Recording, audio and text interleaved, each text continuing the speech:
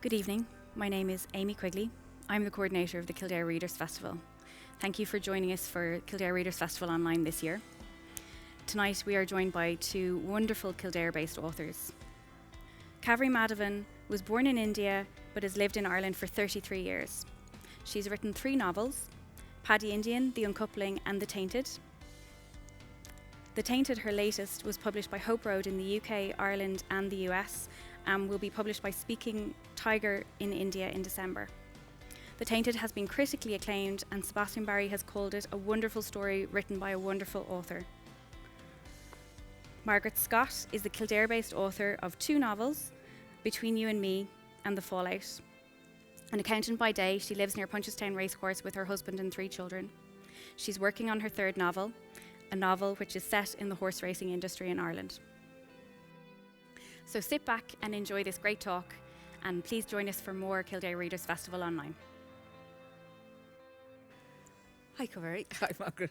I really feel it would be a shame not to start off this interview by asking about how did it feel when Sebastian Barry, like the Sebastian Barry, picked your book, The Tainted, as one of his laureate picks? Yeah, I mean, all I can remember is typing out "Holy God," on my Twitter feed, when that came through, because I was just so gobsmacked and so delighted. yeah, because he was quite vociferous. Like, he called it a most unexpected book, saying he wished he'd written it himself. Yeah, I know. And then, I know. luckily, he did a test that you were more uniquely positioned to write it than him.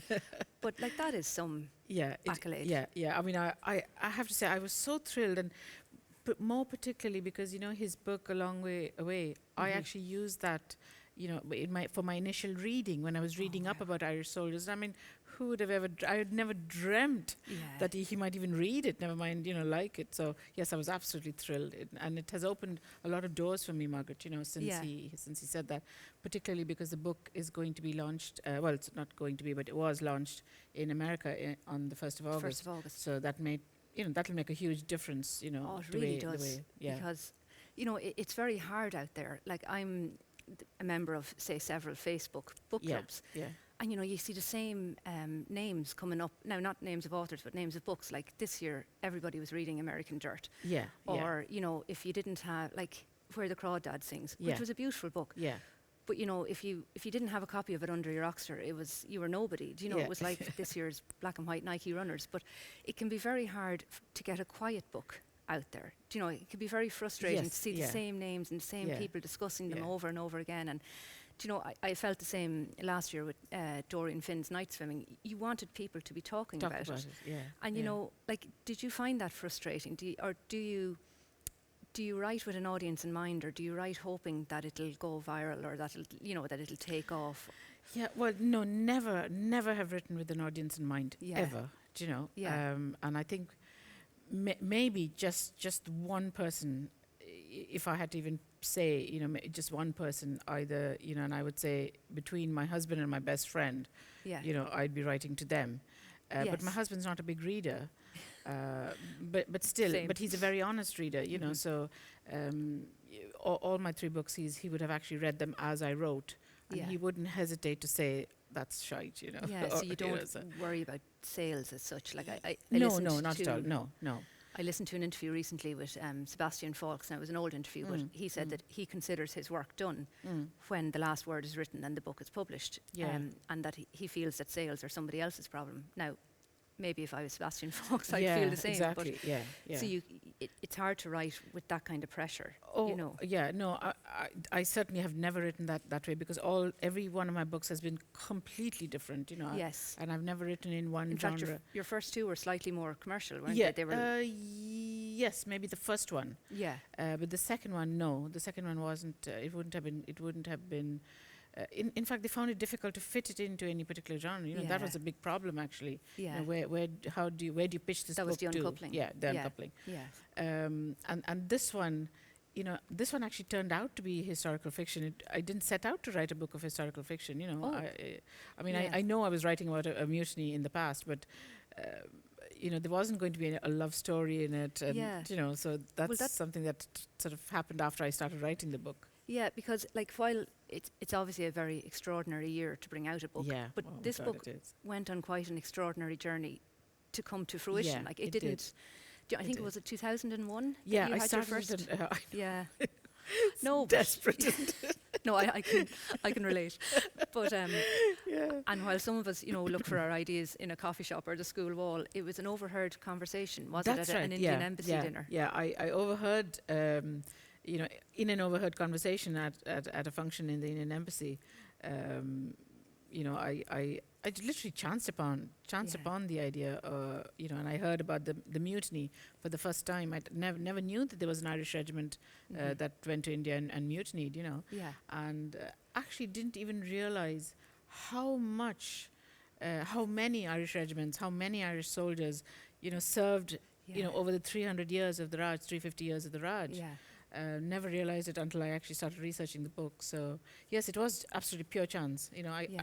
But it intrigued me so much that I actually came back the very next day, started looking it up, and then realized, yes, there is. I very quickly realized there was a story to be told. And is it true? Did you research for another year and a half then? I or did 2 more years? than a year and a half, Margaret. Yeah. I think I researched it for maybe about 4.5 years. Before you started Yeah, writing before at I all? started writing, and That's- it was so interesting. I could have literally gone on for a long time, just Yeah. getting lost in the research. Yeah. And I went down many, many rabbit holes that even though they didn't figure in the book, but Yes. actually gave me as a writer, a whole picture, Yeah. of what I was writing about and the times I was Yeah. writing about. So It's a little bit like an iceberg, isn't it? Like a lot of the work and Yeah, activity goes on under absolutely, the surface, yeah, but that's a it great really analogy, yeah. it adds structure, or it True, adds. I mean, true. you can tell Yeah, it's, yeah. it's Oh, thank you. so well Thank you. researched. And do you want to tell us a little bit about maybe how that original idea? It's a little bit different to the way the book ended up, isn't it? I mean, the book is Totally, yeah. quite a love story as Yeah, well as yeah, yeah. So when I was researching it as well, initially, I was only looking at the mutiny, and then, about this. The book is about the regiment of the Connaught Rangers that went to India in 1920, and while they were there, because of what was happening in Ireland with the Black and Tans, Yes. they mutinied. The Irish Catholic soldiers mutinied. The officers were mainly, Anglo-Irish Protestants. Yeah. But I wanted to write about the aftermath of the mutiny, in that what happened to these men when they came back to Ireland, because they were very badly treated. Yes.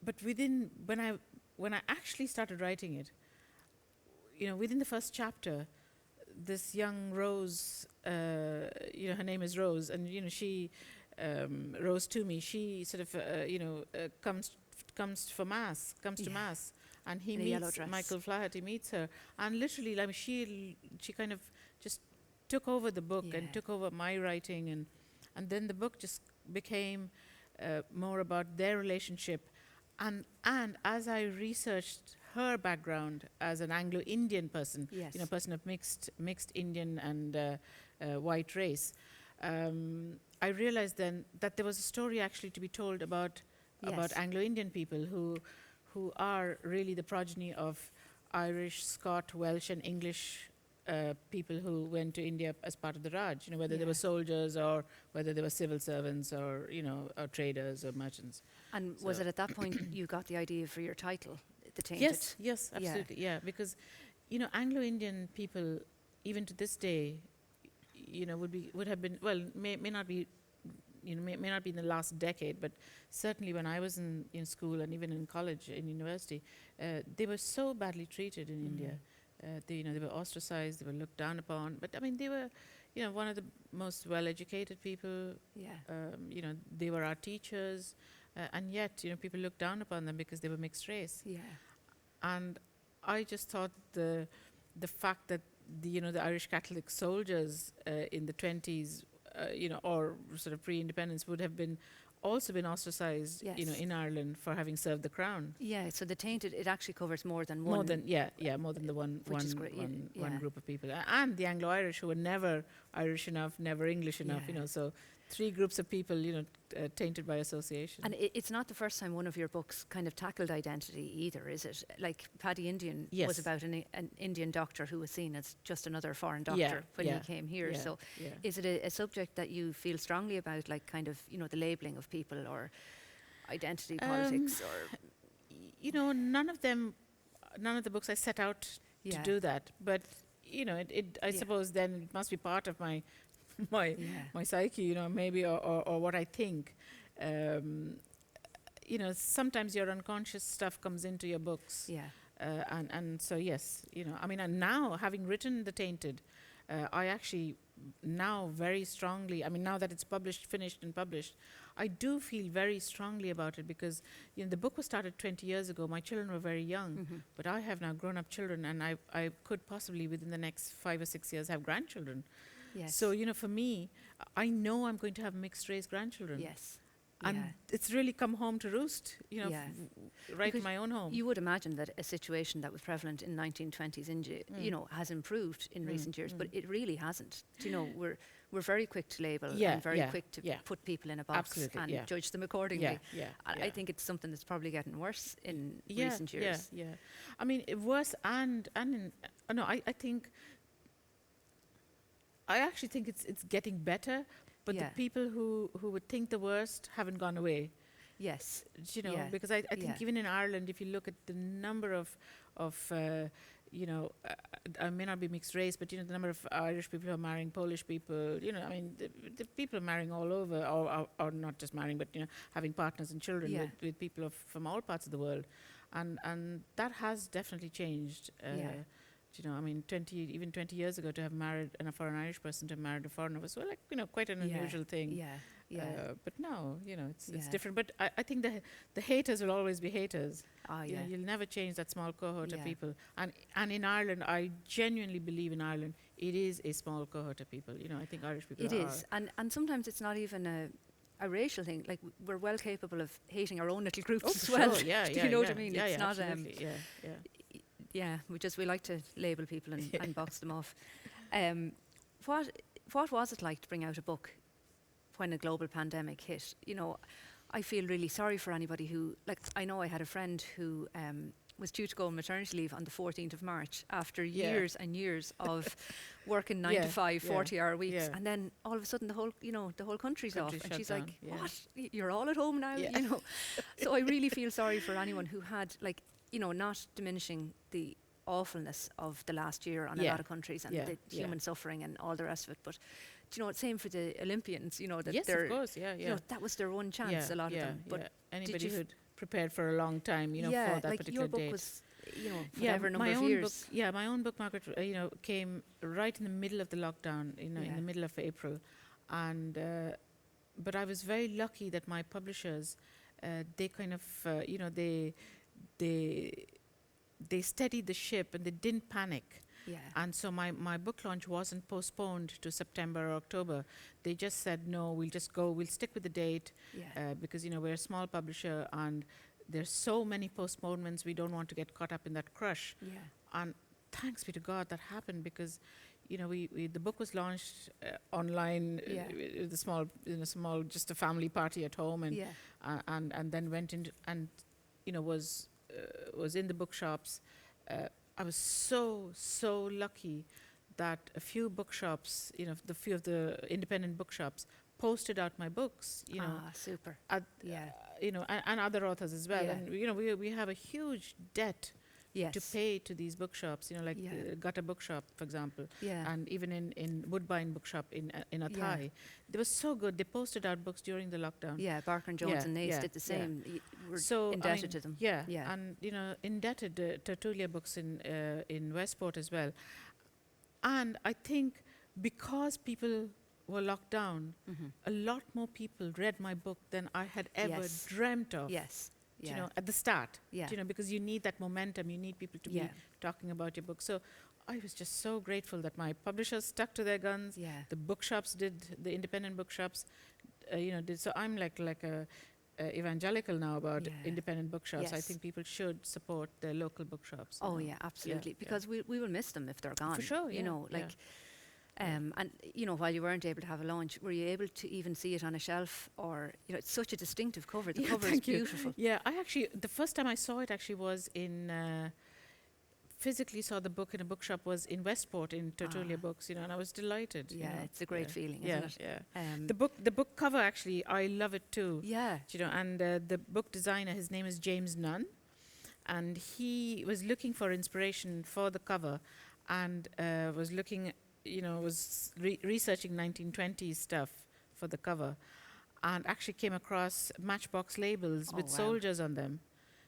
Vintage Matchbox labels, and then he based the design on a vintage Matchbox label. Isn't that fantastic? Yeah. So, and that's probably one of the benefits of being with a smaller publisher, because one of the bigger publishers probably would have bought a generic, cover off. Yeah, absolutely. Yeah. Some site or whatever. So it's so unique for such a unique and book. When I first saw this, when I just first saw the book, I wasn't that. I was a bit taken aback, I think, because it was such an unusual cover. But my mum, when she saw it, she just loved it. She said, I used to collect Matchbox labels as a teenager. And I didn't know that. I didn't know my mother collected Matchbox labels. And she apparently had 6 or 7 albums of Matchbox labels, growing up. So when she told me that, I just thought, that's it, I just think it's so distinctive, because I know sometimes, again, with the bigger publishers, they can go with a theme. So you'll see all the books in a bookshop are all kind of maybe peach with black print this year. And they all start to blend into each other after a while, whereas this really stands out. Yeah, well, I'm really thrilled with the cover. It's lovely. Yeah, very happy with it. Research was very important to the point where, and also you didn't want to get it wrong. So you actually changed the name of the Connaught Rangers to the Kildare Rangers. Yeah. Do you want to talk a little bit about your thinking behind that? I'd love to tell you about that, Margaret, because I started the book writing about the mutiny of the Connaught Rangers, and when it slowly began to veer towards the story of the Anglo-Indians and the Anglo-Irish, and it wasn't so much about the mutiny, I actually very quickly realized that if I actually stuck with the Connaught Rangers name, I was leaving myself open to the history nerds who of which there are so many, people love history, and there'd always be somebody to point out that, the Connaught Rangers they wore their cap badge left to right, not right to left, And apart from that, every regiment has only one colonel, one adjutant, one chaplain. And I didn't want to be putting words into mouths of people who actually did live and, who have descendants. Wasn't there a movie last year, the year before? I think it was the siege at Jadoville or something. Love that. And but there was a lot of controversy about that, because some people remembered it differently to others. Which is going to happen with any event. Yeah. So, and because I live in Kildare, and I know Kildare's the Curragh is a garrison camp, So, that's why I decided I'm going to call them the Kildare Rangers, and I had my soldier come from Ardclough, where I live. Oh, that's perfect. Yeah.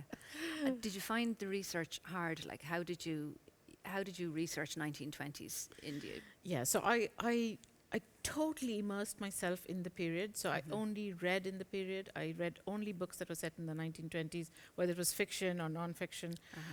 Like I had, I bought old catalogues, and I'm talking about catalogues, the Army Navy catalog, So you could start at the start of it, and the first few sections might have tombstones and monuments, and there'd be then canvas baths and portable furniture. That's a fantastic idea. Yeah, and then the next bit might be baby bassinets, and literally you could buy anything in an Army Navy catalog, and they were that thick. Where did you get your hands on those? Were they hard to come across? Yeah, I actually went to antiquarian bookshops and bought those kind of catalogs, and then I also. I bought a lot of old magazines, women's magazines, and hunting, fishing, shooting magazines, just to get the full picture. That's a fantastic idea. Yeah. And of course, because I was writing military history, the military archives are kept so beautifully. They don't miss a thing. Did you travel to London? I think at one stage. I did. I travelled to the museum there. To the military museums in the UK and in India as well, and of course there's so much of stuff in Ireland. Yeah. And the bit that I found most interesting in terms of research was researching military chaplaincy. Because it was something I never knew. I didn't know much about. Well, I didn't know anything about. And then to realize that they have such a particular life, military chaplains, priests. Yeah, and he's quite a prominent character in the earlier part and I just love him, Yeah, and I loved him too, actually. And you researched even the prayers that they pray when they're putting on their vestments. Yeah, putting on the vestments. To that point. Yeah. You must have really loved it. Yeah. I loved him so much, and which is why I kept him well fed. Yeah. I did not. I'm going to talk about food later. There was a 3-tiered cake trolley at one stage, and I thought, we're going to get on just fine. And actually, even though, like, the Tainted, set in 1920s India, I wrongly assumed it would be a harder book to read than it was, but from the first early chapters, there's a wonderful lightness to it. You've a great turn of phrase, like. Oh, thank you. And it's very Irish. You're, I know you're here 33 years or whatever, but I really enjoyed it because you've the voices perfectly. Because you've the chaplain, you've the different levels of army officer. There's so many, but even there was one turn of phrase. The men listened quietly, but some muttered that they wished they were back home to be able to give the Tans a swift kick in the bollocks and a slow bullet to their heads. Even to use that kind of language, because these are army guys. These are. Was that something that came automatically to you, or not the bad language now? I mean, but the Irishness of their voice and the authenticity of their voice. I think that's just from living here for so long. You must have a great ear, for picking up. Yeah, that might be it as well. And we from the very start we've always had Irish neighbours. Yeah. I think that's just from living here for so long. Yeah. And of course reading a lot of Irish writers and. Just from that, I think just absorbed it by osmosis. Nearly. So was it important that you get their voices right, or did it just come automatically? No, I was the only aspect of the book that I was even slightly anxious about was the Anglo-Irish voice. I actually had a few people read it. I wanted to make sure that I had got that right. I was very comfortable writing about every other kind of Irish person. Yeah. But just the Anglo-Irish voice, I wanted to make sure I had that right. And I mean, the few people who read it told me, you're fine. There was a professor that read it, or that heard you had written a book called The Tainted about Anglo-Indian and got quite offended, but then went and read it. Yeah. That was actually very interesting because I was in India at a conference, Margaret, and I was sitting beside her, and she asked me, "What are you here for?" And I said, "Oh, I'm here with this book, And she looked at it and she said, "Oh, what's it about?" And I said, "It's about 3 groups of people," and I mentioned the Anglo-Indians. And she said, "Well, I'm Anglo-Indian, and I'm very offended by the title, And I actually gave her my copy, and I said, "Please, would you read it?" Yeah. And she was a professor of English. Just recently retired professor of English in a very, very prestigious university college in Chennai. And she took a week. I was so nervous. I was so very nervous. She was the first Anglo-Indian person to read the book. And I was so very nervous. A week is a long time when somebody is... Yeah. And she rang me to say, "Will you meet me for lunch?" And I was really nervous. But when I met her, she came forward, she took my hands in her hands, and she said, "Thank you for writing our story without pity and without criticism." She said, "You just told it as it is." Isn't that fantastic? So I mean, for me, I can't tell you. That's up there with Sebastian Barry calling it a laureate that one thing from her made a huge difference to my satisfaction and just putting me completely at ease. But since then, actually, a very well-known Anglo-Indian scholar, a historian of Anglo-Indian social history in the States, Rochelle Almeida, she's read a professor as well. She read the book and she's absolutely loved it, and she's actually writing a academic paper on it. Would you believe it? Oh wow, that's fantastic. Yeah. So I'm thrilled. I'm thrilled I got that. That I gave them a good voice. And it's fantastic to have an angle that obviously needed to be written about. That needed to be given a voice. Yeah. Now there have been a good few movies made, about the Anglo-Indian experience, both Bollywood and Hollywood. Yeah. and I don't know if you've ever read the book or seen the movie by John Masters, Bhavani Junction. I haven't. No, I've heard of it, but I haven't read it. Yeah, and it had Merle Oberon in it. It's a lovely, lovely movie. Yeah. You know, very no. That'd be an old enough movie then, would it? That's somebody else, and I can't remember now. But fabulous book, and several fabulous movie, and several Bollywood movies have been made as well. But very little has been written. Yes. You know, in fiction. So. And sometimes the written word is more powerful. Yeah. You know, it really is. You can absorb it, and you can. Yeah. And it's done so well in this. How did you decide to set the second half of the book in the 1980s? Was that so? I mean, no. That was I wanted. It's a very interesting question, Margaret. I did at the very start plan to write the aftermath as well, but my aftermath was going to be the aftermath of the Irish soldiers in Ireland. Yes. I had no intention of the aftermath to be set in India. Yeah. You know, but and a whole new love story. Yeah, know. But that's what happened with the love story then. Took me on to the aftermath being in India, you know. Oh no, and it ends it beautifully. You know, it just comes to such a lovely conclusion. It's a very different book to your first two books. Yes. Was that an issue, or was that a conscious decision, or? No.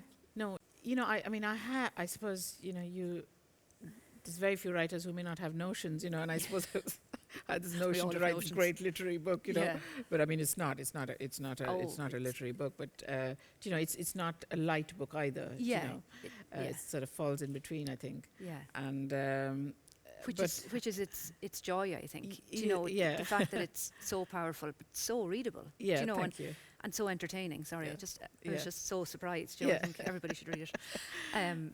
So it's I had started off saying I'm going to write a really serious book, and I want, but it's not a really serious book, I mean, in the sense that it's not sort of it's not highfalutin, No, but it's a serious topic. It's a serious topic. Yeah, very serious topic. Yeah. And did you find you had to change your writing process to write this rather than, say, Paddy Indian? No, not at all. It's exact same writing process. What is your Bumbled daily my routine? way through it. Wing it. Procrastinate and, sort of... my writing process, so much of it just happens in my head before I start writing. Yeah. So, I mean, I could be literally cooking the book in my head for 6-7 months before I put anything to paper, a lot of reading and a lot of tangential reading, completely. And do you find when you sit to write on that day, is it slow because you're trying to weave in, like, as I was saying to you earlier, I'm writing a book set in horse racing at the moment, when I sit, I suppose because I'm under pressure from small children and everything, I have an hour to write, so I'm going to write. And I know I brought a bit to my writing group lately, and one bit I can't remember this man's name, I'll check it later. I literally didn't have time to go back and figure out what I'd called him earlier. But I imagine you're a slower writer. I'd say there's... Yeah, very slow. I'm very slow. So if I write one page, if I write one page, it's 300 words, I am ecstatic. Yeah. And if I get into a flow and write 4 or 5 pages, I'm literally ringing my husband saying, "You'll never believe what I did today." Yeah. So you're not as much looking at the word count at the end of the page. No, it's more no. And would you take a break then to research the next bit, or? I mean, yes, I'd research as I go along, but I definitely do a huge amount of research before I start. Yes. To get me going, and then research anything that needs to be researched. Yeah. But it's huge danger because I love researching, and I could just literally stop writing for 6-7 months. Which is what I did when I was writing about the priest's vestments.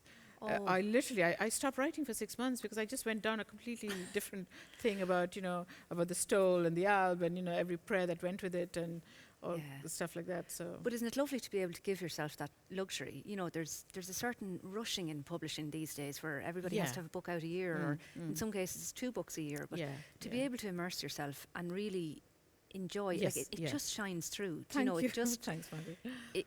It's well worth it. I'm not. Obviously not every book can take maybe 18, 19 years to come to fruition, but you had a couple of health issues, didn't you? Yes, I did. Yeah, I had a stroke. When I actually had finished writing this book and then had a stroke, but that was the first draft, and then it languished. The first draft languished, Then I revived it after about 4 or 5 years. Now, I had a miraculous recovery from my stroke. That's fantastic. Yeah. That must have been an awful shock. It was. Your children were probably quite young then. They were very young. Yeah. Yeah. They were young. My oldest was only 16, and but I had a very quick recovery and a miraculous recovery because I had no rehab, nothing. You just switch on, switch off. Yeah. So just come back to the book. It languished for a while. I had the stroke, and then I got into such a fit of wanting to be fit. Yeah. So I just went into doing all sorts of sporty stuff, and my whole focus went away from my writing for a good long while. Yeah. But I've got back into it now, and But maybe you needed to do that to be fit enough. Yeah. To get to the finish line with something like this. Do you know? And then went back and reworked the first draft, and it took a while, but I got to it in the end anyway. And what's your next project? So my next book is set in West Cork, entirely set in West Cork. It's an Irish book, and I'm really looking forward to. It's set in the 80s, and also has strands from 400 years ago. Oh, lovely! So a nice bit of research really needed there. Yeah. So just around the flight of the Earls that time, but it's set in West Cork. Was there a huge sense of relief when you got to the last, say, proofread of this book? Like, did it feel like? I mean, there's been shorter marriages than Yes. Or do you miss it? Was there a sense of, I just work on it another little while? No. When when I finished it, I knew it was done. I was happy with the final thing. I was very happy, and I'm actually I just want to move. Want to write my next book. I'm really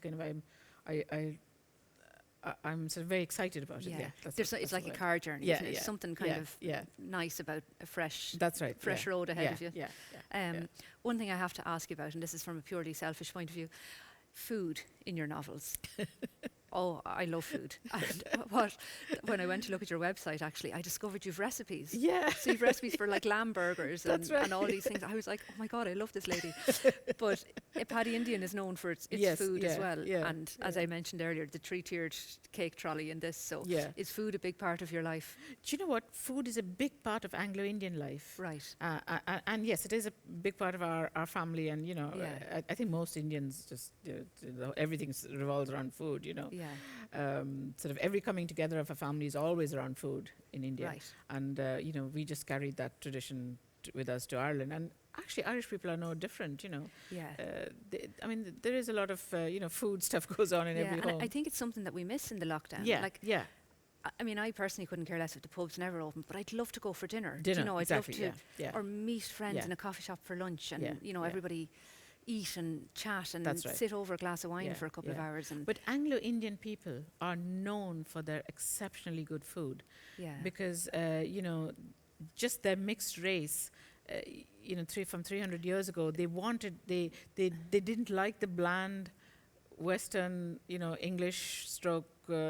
The food of the empire, but they wanted to be, they wanted to identify with their white, the white half of their backgrounds, and yet they wanted to include spices into that kind of food. So their food is particularly tasty. I mean, Anglo-Indian women are known for being fabulous cooks. It sounds like a wonderful fusion of. I must look up the recipes. I'm definitely going to make some of your burgers anyway. Is food something you'd like to write about even? Can you see a cookery book in your future? Eternally planning this cookery book, eternally. And my children's friends keep saying, "Oh, come on, Cav, you need to write a cookery book for us students," but I would love to write a cookery book. Yeah, I really would. Yeah. Next. Yeah. After the next two that you have planned.